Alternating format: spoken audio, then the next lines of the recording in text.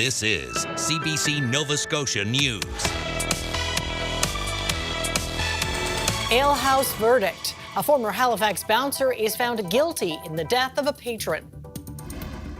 Environmental racism. A new report calls for the Nova Scotia government to apologize to Mi'kmaq and African Nova Scotian communities. And heart-shaped help. How this university student is comforting patients with breast cancer. Mild temperatures continue overnight into Thursday with wet weather clearing and the temperatures tumbling. Your full forecast is coming up.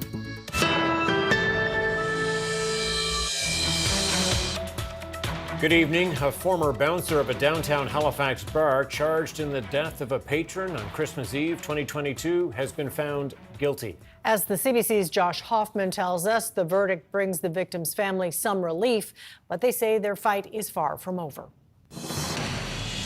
Former Alehouse bouncer Alexander Levy has been found guilty in relation to the death of Ryan Sawyer on Christmas Eve nearly 3 years ago.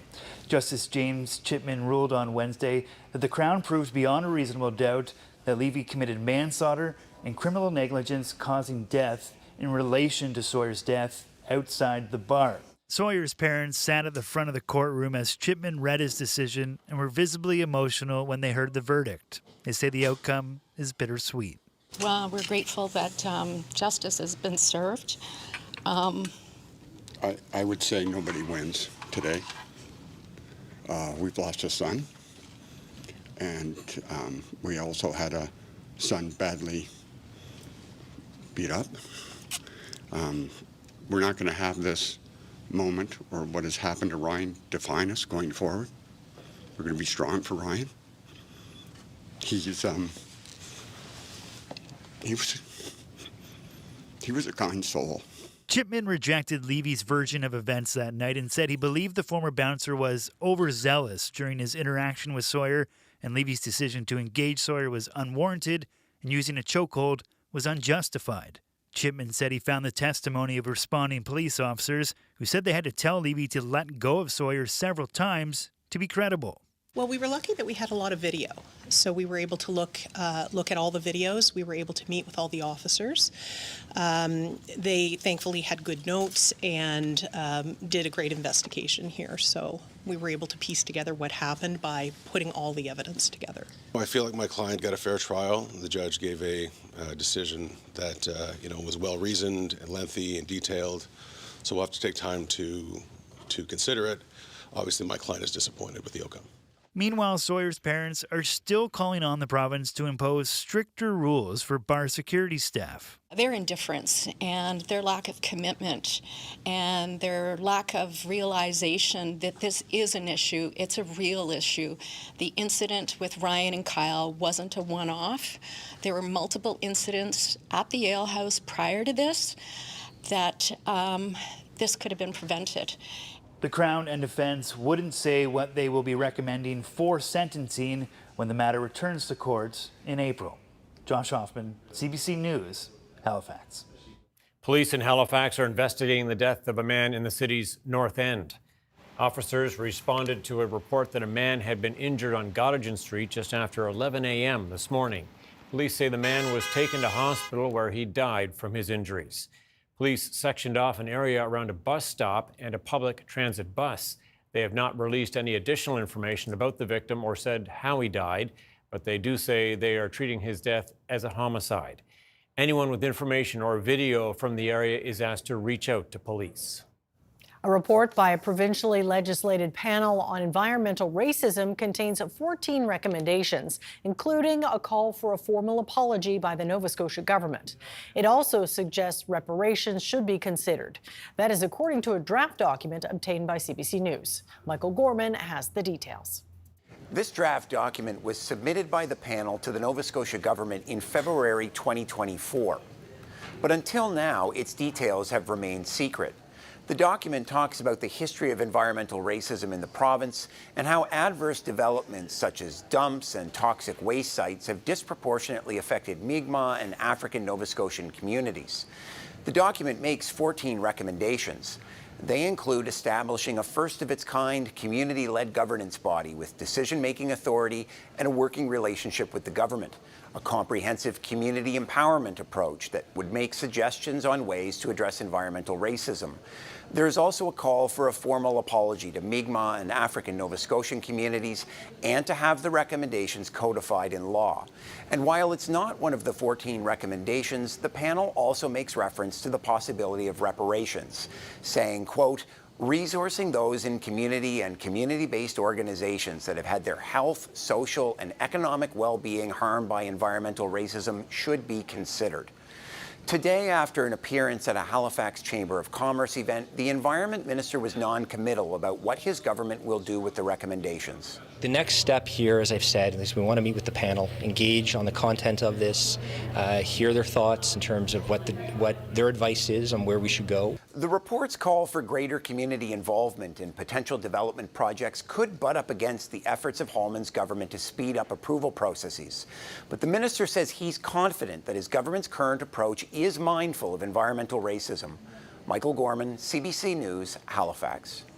New municipal rules limiting infilling in Dartmouth Cove are now official.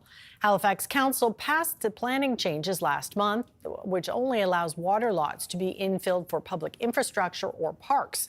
Today, the Municipal Affairs Minister gave the final approval with some amendments. Halifax must prove it has the authority to make the regulations and confirm the move with the Federal Justice Department. Jill Brogan is a founding member of the Friends of Dartmouth Cove. It feels really good. It almost seems unbelievable. Like we kind of think, oh, well, what else could happen?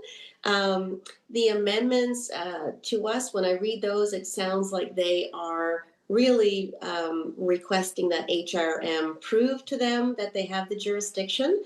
I personally don't feel that that should be a big problem. HRM already brought in the same bylaws to protect the Northwest Arm.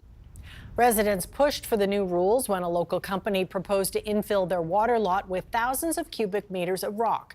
The company behind that project says they still believe Halifax does not have jurisdiction over the issue.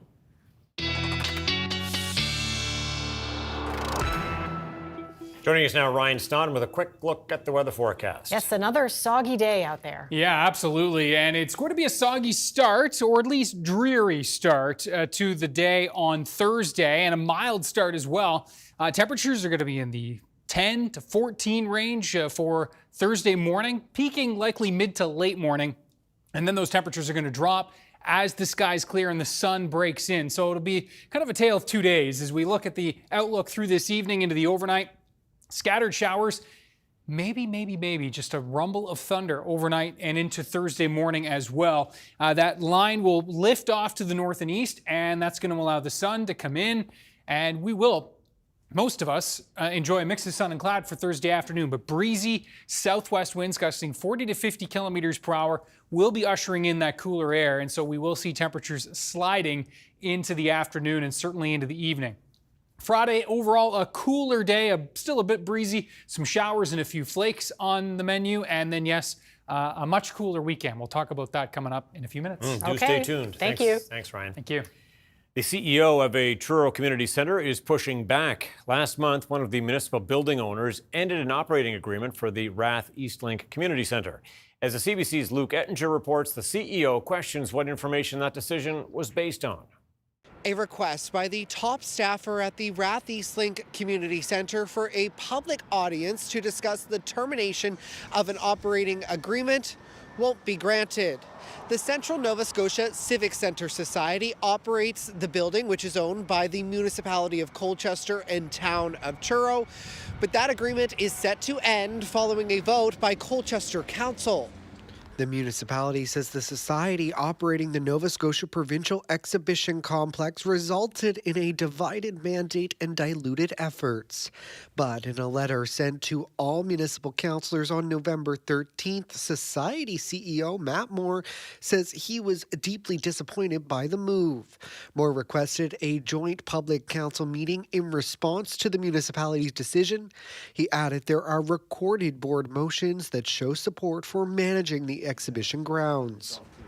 On Monday, Moore declined to comment on the letter. Colchester Mayor Christine Blair and Truro Mayor Kathy Hinton also both declined interviews on the matter. In separate statements, the mayor said the request for a meeting would not be granted. Blair said Moore was expected to present at joint meetings in February and March, but was unable to do so. The municipality also held a joint meeting on October 14th, but Blair says he chose again not to present. It remains unclear how the community centre will be governed come late January.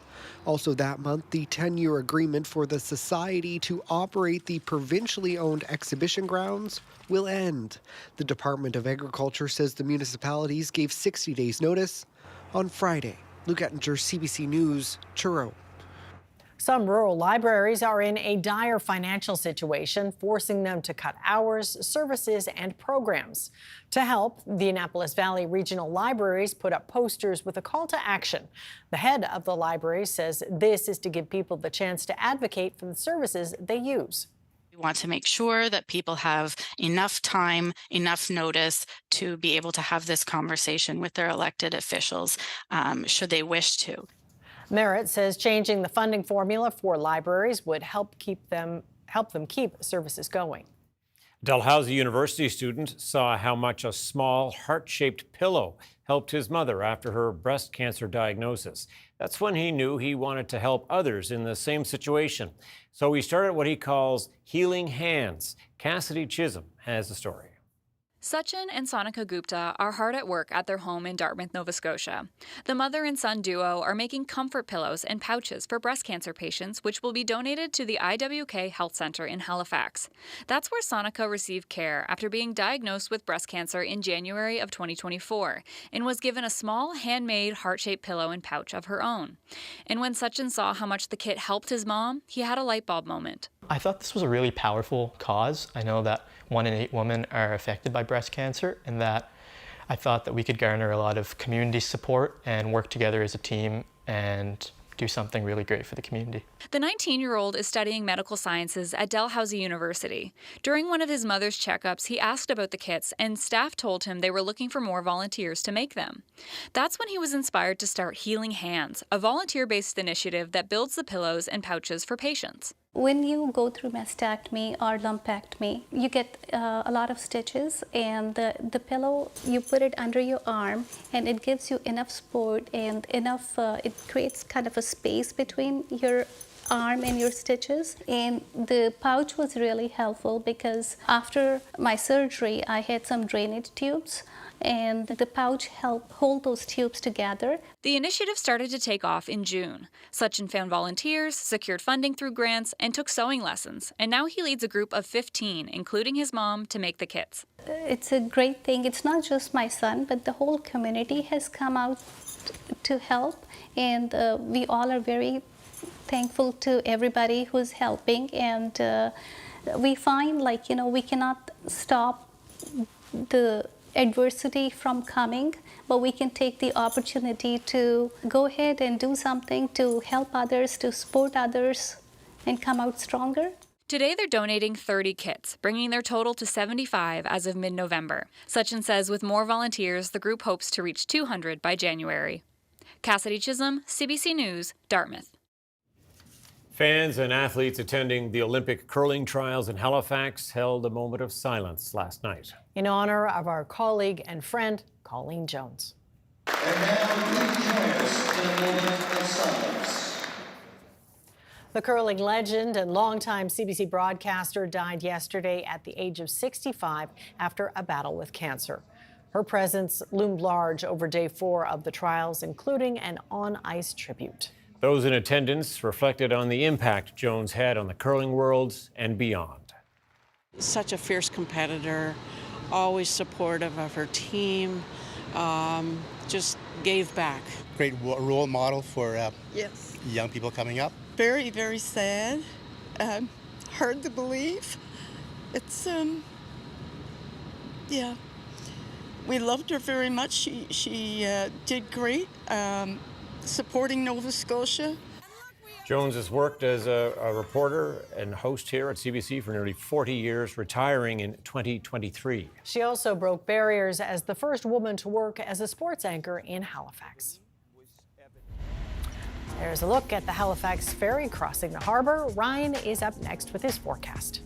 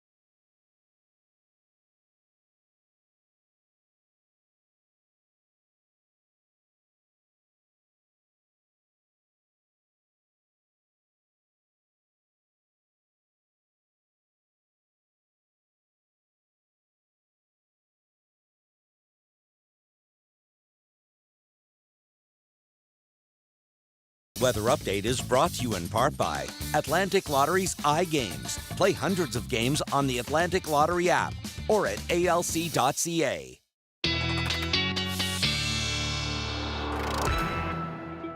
All right, well, by now we're getting used to the dampness in the forecast. Yeah. That's okay. We have to, I guess. We know we need it. Nice to hear we're starting off warm tomorrow. Yes, but then a drop in temperatures. Yeah, temperatures are going to fall throughout the afternoon tomorrow and a much cooler stretch the weekend and into early next week especially. We'll talk about all that. First, let's have a look at the class visit that I was had the pleasure of chatting with these kids today. Big class. Yeah. Yes, definitely. These are the grade 5s from Colonel John Stewart Elementary in Cole Harbour, and they were a great group. Lots of great questions as always. Some that even stumped me. Finally, they got you, eh? For Good. sure. Crickets and weather and predictions of whether the crickets can predict the weather. Yes. Okay. I'm not going to take your job. No, well, maybe. Yeah. So anyway, thanks to the kids for welcoming me. Always great the virtual visits. And let's have a look at the forecast as we move forward here. Afternoon temperatures. You can see we did get into the double digits today, and you can see 7, 8, 9 degrees across the east, and we're into the double digits in central and western areas. Still, I mean, that's pretty much where we are right now with our current temperatures. The winds, yeah, they've been a little on the breezy side today, especially along parts of the coast. Last check, gusting upwards of 20 to 30 kilometers per hour. Now, there's the wettest of weather pulling out and into Cape Breton. We're seeing some drier air here, but it's still cloudy, drizzly, foggy, and we've got more showers here off to the south and west. And this is the activity that's going to be tracking in overnight tonight, with not only the chance for showers, maybe even a rumble of thunder overnight tonight, and then this system is going to wrap in some much cooler air. -3, Minneapolis, Winnipeg, Thunder Bay. That cold air is going to continue to wrap in to our neck of the woods, and temperatures are going to continue to fall across the prairies. A very, very cold air mass on the way.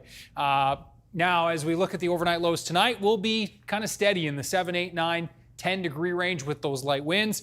Tomorrow, our highs in the 10 to 14 range with winds from the southwest. 30 gusting 40 to 50. And so that will have temperatures dropping as we work our way into the afternoon. So there goes the first wave through this evening. Note the clouds still dominant. Scattered showers most likely to track just offshore tonight, at least the bulk of the activity.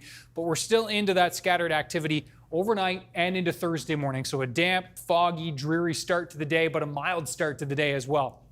Note the temperatures are going to peak kind of mid to late morning. And then that sun is going to come in. And as the sun comes in, this is where we've got the drier air and the cooler air. So we're into the single digits by 11 a.m. already, the Tri-County area. As we move into the afternoon, those temperatures will start to fall for the valley and then the metro area. And then finally into the east, we'll see that temperature tumble from west to east throughout the day for tomorrow. Friday's forecast, we're looking at temperatures in the 5, 6, 7 degree range. Pretty good chance for some scattered showers, which will likely mix to a few flakes by Friday evening. The cold air, again, continuing to wrap around this system, which is off to the north. And so that colder air coming in, and note even by Friday afternoon, maybe a few flakes mixing in for the commute home, but it looks most likely after the sun sets. The potential for a few flurries Friday evening into the overnight, and even for Saturday, the potential for a few flakes flying here, especially the Cape Breton Highlands on Saturday. Isolated risk across the mainland. Overall, Saturday is going to be a quieter day with temperatures near 1. Sunday, similar story. Chilly temperatures, better chance that we'll see a pretty good mix of sun and cloud for the morning, increasing clouds into the afternoon. We've got some wet weather on tap for Monday with rain. Tuesday, quiet again. And already some buzz about the potential for maybe some snow mid next week. That is very, very far from a slam dunk. But the potential certainly there with cool temps in the mix and a system coming in from the west. So we may be talking about warnings next week. No warnings to talk about today, so we're going to northwest Ontario to show you these warnings for this system that's moving through. But a little something different here. Notice the yellow alerts from Environment Canada, and yes, orange alerts, winter storm warnings under orange alerts. So what's up with that? Well, Environment Canada has changed its warning system, and here's a look at how. Environment and Climate Change Canada has changed its warning system across the country. General watches and warnings are being replaced with a color-coded risk-tiered system, so you'll have a better idea on how the weather will impact you and how you should prepare. Environment and Climate Change Canada will continue to issue the types of warnings you normally see throughout the course of a year, including severe thunderstorm watches and warnings, rainfall warnings, snowfall warnings, and wind warnings. Special weather statements are still in the mix, which will appear in gray. Those statements will continue to be issued for potentially significant weather events or weather events of interest, but don't quite reach warning level criteria. So the difference moving forward is that each of these warnings will now have a color-coded alert level of yellow, orange, or red. The alert color level will be based on an assessment of both the potential impacts of the weather event and also forecast confidence. So the higher the impact and the higher the confidence that the incoming weather will actually deliver those impacts, the higher the alert level. For the majority of warning-worthy storms and hazardous events, you'll likely see a yellow warning. Yellow alerts are the baseline for watches and warnings and can be issued for a wide range of weather situations. This is the type of weather that will bring hazardous or dangerous conditions, impacting travel and causing delays or cancellations. There could be health-related impacts like reduced air quality or heat warnings. Orange warnings are the next phase and will be issued for storms that are likely to cause widespread or significant damage. Here we're talking about those widespread windstorms or crippling ice storms that cause thousands of power outages that can last for days. Orange alerts will be issued for those winter storms that take a few days to completely dig out of. If an orange alert level warning is issued for your area, you should prepare to take action to protect yourself and your property. The highest warning level is red. If a red alert is issued, it means dangerous and potentially life-threatening weather is on the way or is occurring. Under a red alert, you should expect prolonged and extensive disruptions to travel and power with widespread damage and property and infrastructure. Examples include Hurricane Fiona or the 2024 snowstorm that brought 150 centimeters of snow to parts of Cape Breton, or flooding events like the ones experienced by the Maritimes over the past few years. If a red alert is issued, it means you should act now to stay safe from destructive weather. By focusing on the weather impacts rather than the weather itself, the main goal here is to enhance storm preparedness and better communicate how to prepare in advance. So when a weather warning is issued for your area, it's important to read the content of that warning to determine which weather situation is being covered and then act accordingly.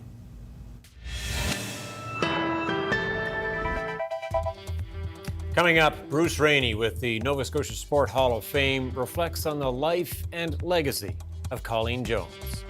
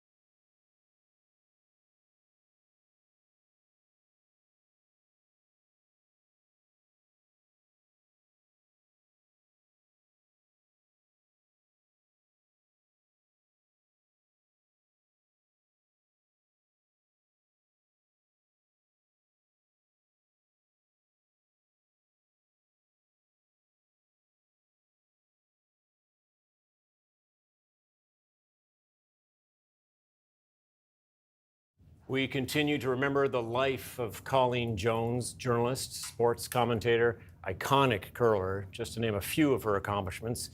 Bruce Rainey worked with Colleen for years here at CBC and has chronicled her sports career through his work now at the Nova Scotia Sport Hall of Fame. So good to have you with us, Bruce.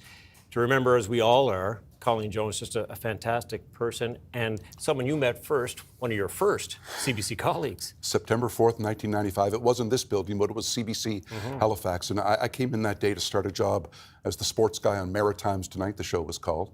And all the people that I had seen on TV, my TV heroes, they were walking by and they were busy and they weren't really stopping. And I was just kind of sitting there wondering, what have I gotten myself into? And then at 10 after 10, I'll never forget the time, in she came like a whirling dervish. Who are you? And I said, my name's Bruce. I'm taking over from Doug Saunders on Maritimes Tonight. Come with me. I'll show you what you got to do. Come with me. I'll show you what you got to do. Yeah. That was day one. And how do you not begin a 30-year friendship after something like that? That's her in microcosm. So right there. Colleen, for sure, to a T. And she was a sports reporter in an era where there weren't that many female sports reporters. I mean, we talk about all the barriers that she broke in sport and all parts of her life, but that's a pretty big one too. And she was really good. Yeah. Really, really good. And she could do any sport.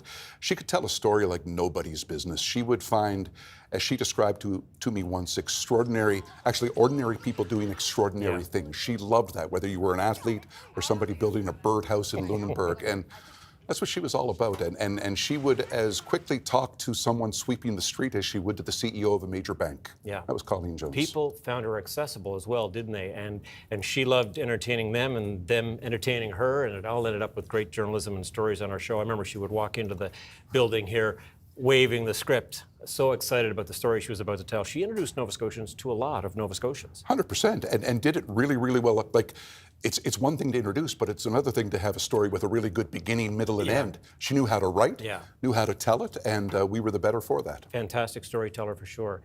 As a sports figure, it's hard to match Colleen Jones with what she accomplished in the sport. What are you thinking about these days?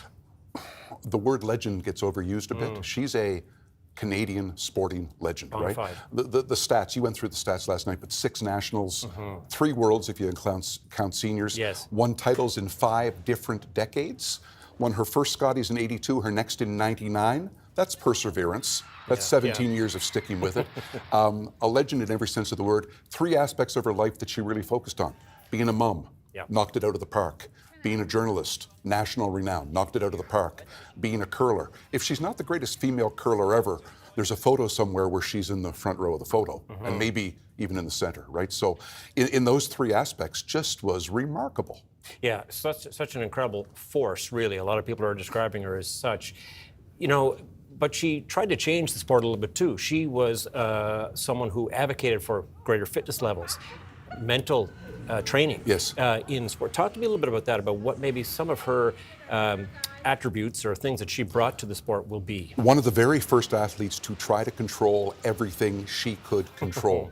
Did not care about what happened yesterday, learned from it, but did not care, moved on, did not care what was going to happen tomorrow. Really good at focusing on the absolute present. And that led her to great success, as you know. Tremendous leader, and what always impressed me most about her, there was a time where people got ticked at her for chewing gum, wearing a kilt, drinking too much water, taking a fifth end snack break. Completely unfazed. She didn't care by what people thought of her. And that's a leader, completely unfazed. Yeah, so you've got so much experience in this realm. Where does she fit in the pantheon of Nova Scotian athletes? We did you were part of it, a project 7 years ago, the top 15 athletes in Nova Scotia history. And Sidney Crosby was named #1, I think rightfully so. It was a comfortable win for Sidney, but not a runaway win because of this curler from Halifax named Colleen Jones. So in the history of this province, she's a legend. Her marks, I don't think, will ever be touched. She put curling on the map for athletes from a lot of great success since because of her. And, you know, when we look back in 100 years, you'll still be talking about how great Colleen Jones was. And if you do that top 15 list in 100 years, she still finishes top 3. That's my prediction. Yeah, well, you bet. I mean, what a legacy she has left.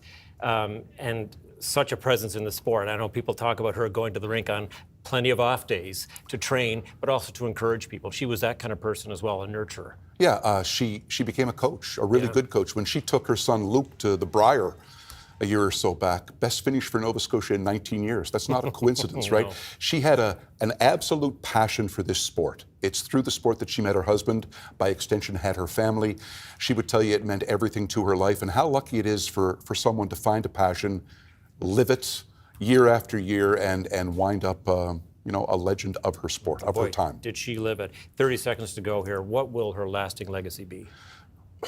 That even if you're from a small province, the second smallest in the country like Nova Scotia, through hard work and determination, sounds like cliche, but she made cliches come true.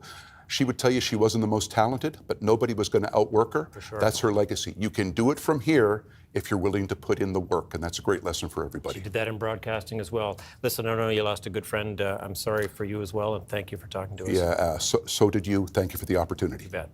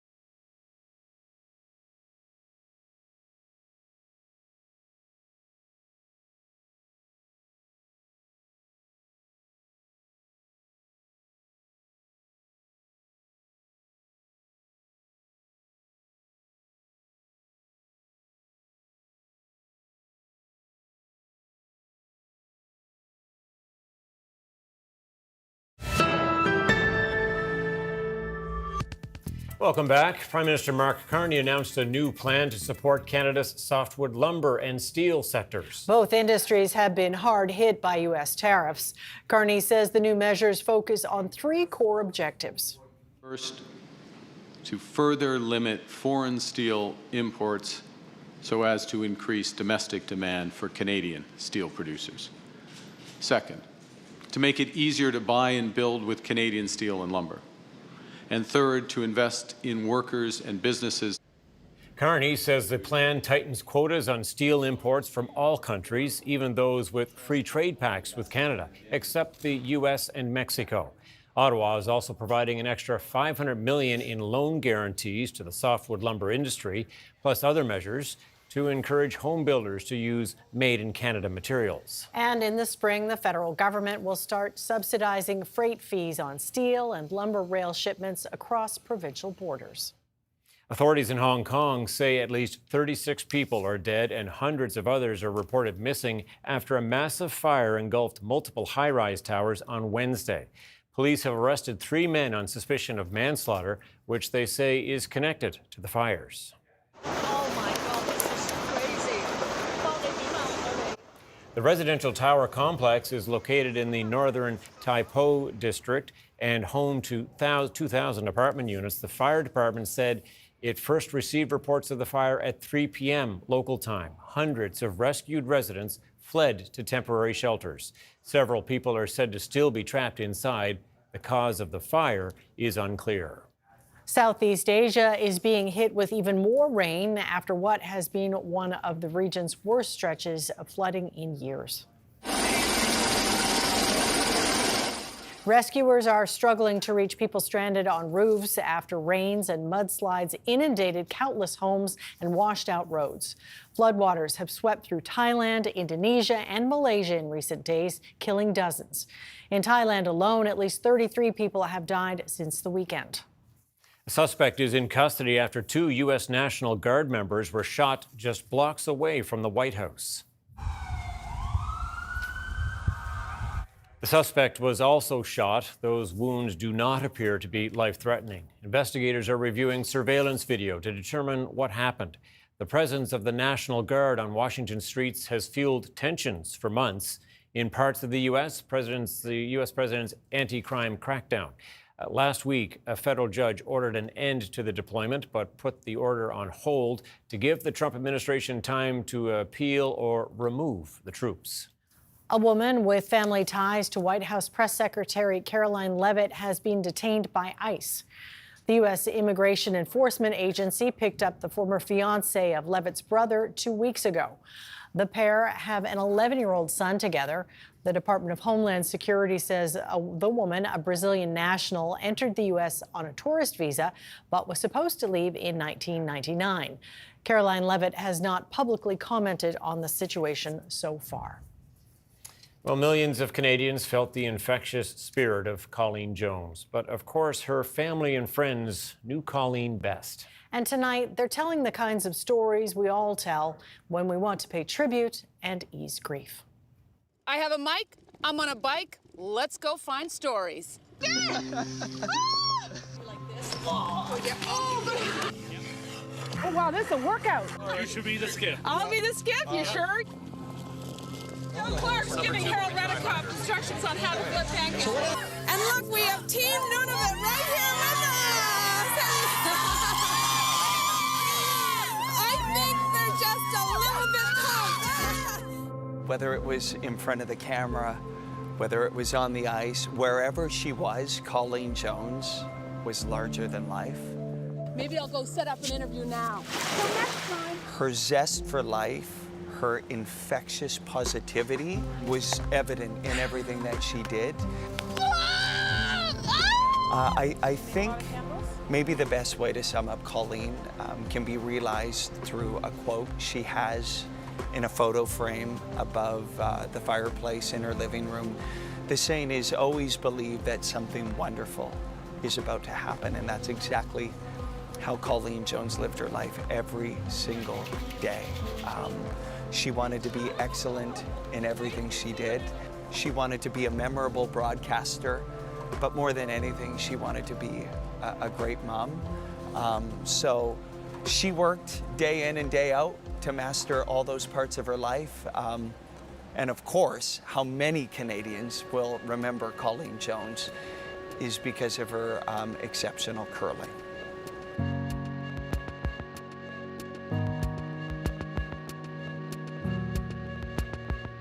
My whole life has been shaped around curling and throwing rocks.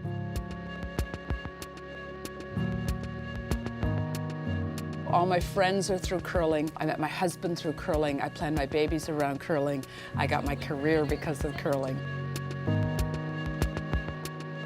So you wouldn't think that, you know, a simple game that is your passion can kind of lead to so many other things in your life, but it has and it did, and I'm thankful for it every day of my life.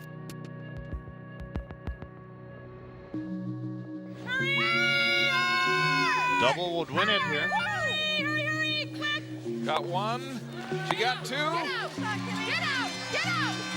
It's ready, and it's over. Colleen Jones is on top of the world again. She was always searching for the right recipe. She was always looking for a sisterhood that would allow her to ascend to granite glory. And she found it in Kim Kelly, Marianne Arsenault, and Nancy Delahunt. There's the roll, but is it enough? Oh, it's going to be close. I think Nova Scotia's got it. They have. Nova Scotia wins it. We were hanging on to Colleen. She's hanging on to both of us, and it's just this high intensity. We're shivering. Her knees buckle. I think she was going down, and Nancy's busy doing her work over there. And then the elation, I can still hear the screaming is great. Shoot! Shoot! Yes! And with this stone, let history record a milestone in women's curling. Colleen Jones and Team Canada with an unprecedented 4th consecutive Scott title. Colleen taught us so much. She taught us how to compete. She taught us how to lose graciously, win graciously, and get better and better every time.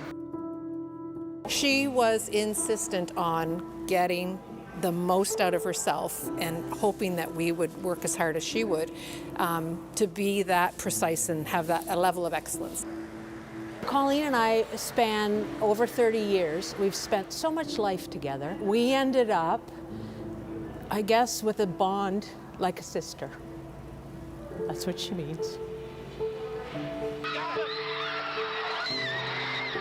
Obviously, going to the curling rink, being in a space like this, being in front of the camera, those things really drove Colleen and lit her up, but it was really her family.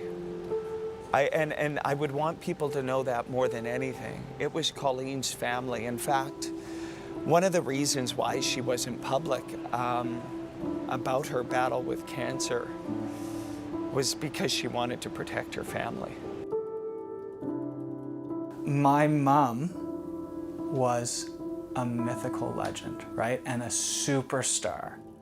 There were moments I could barely look at her and think she was a real person. Like, it was like, how did I get this so lucky? Everything that everyone knows about her, whether it was from curling or her work in CBC or just being in the community, she was 5 times that as a mother to me, you know, and she gave me everything that I could have ever wanted. Colleen loves life, and she has been fighting a battle because she loves life.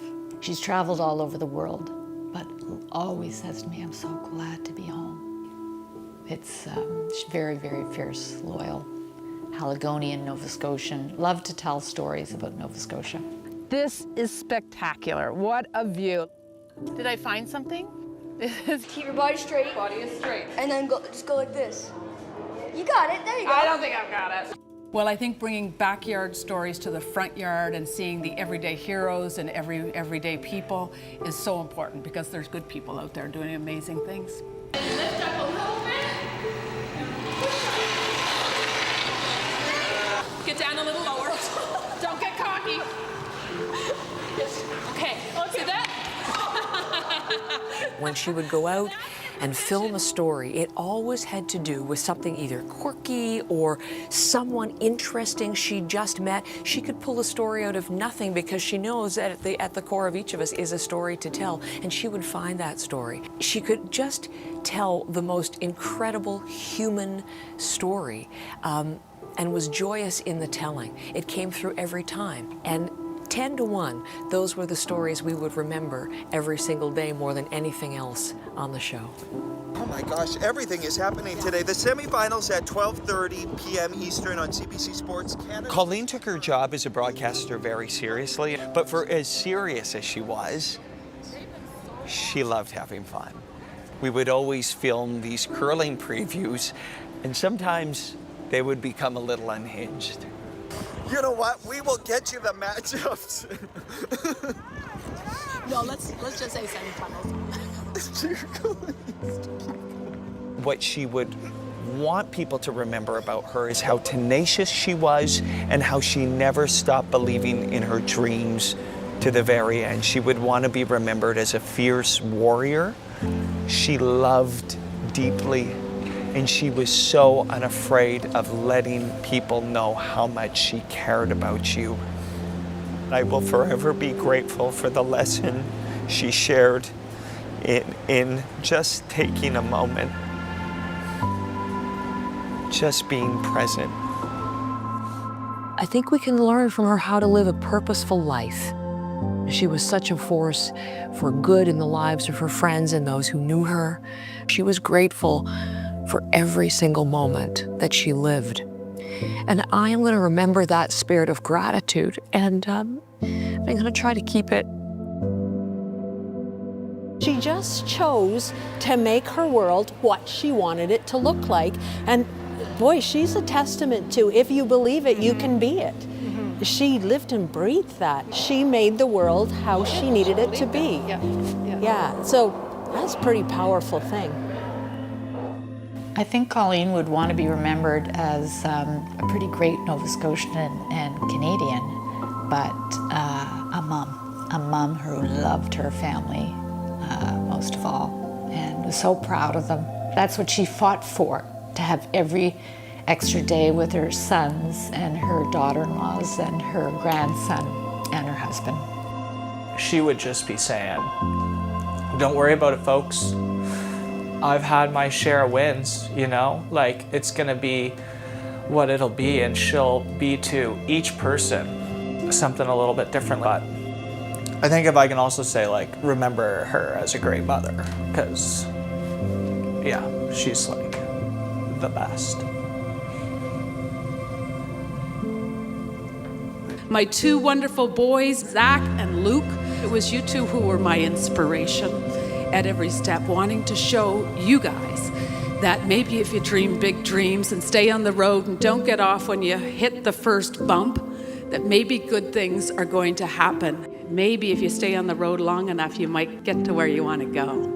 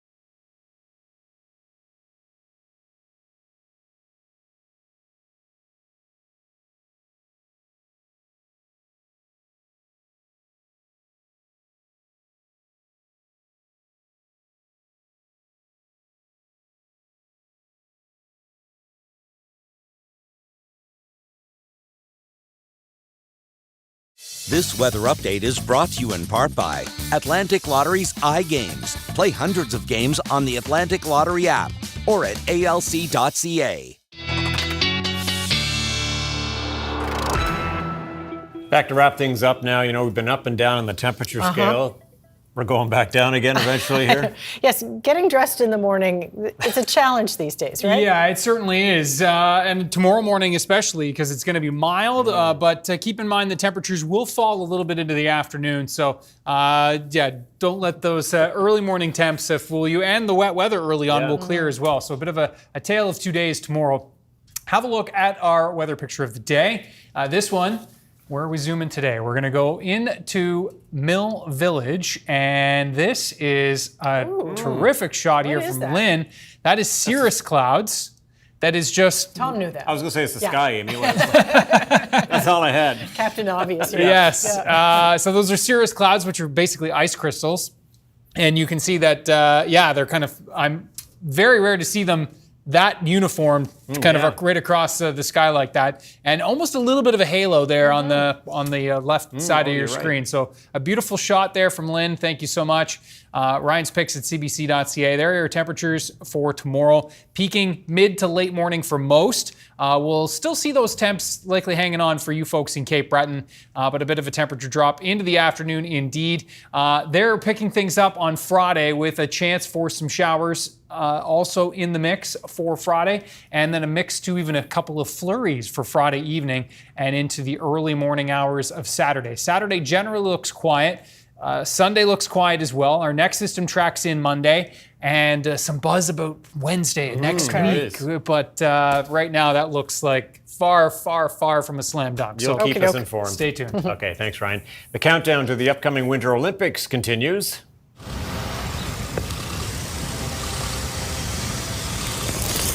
Yes, this is new video from Greece earlier this morning. The lighting of the Olympic flame at the archaeological site where the ancient games began thousands of years ago. The ceremony represents the link between the ancient games and the modern Olympics. This is also the start of the Olympic torch relay, and next week the flame will travel to Italy to be carried across the country for 2 months.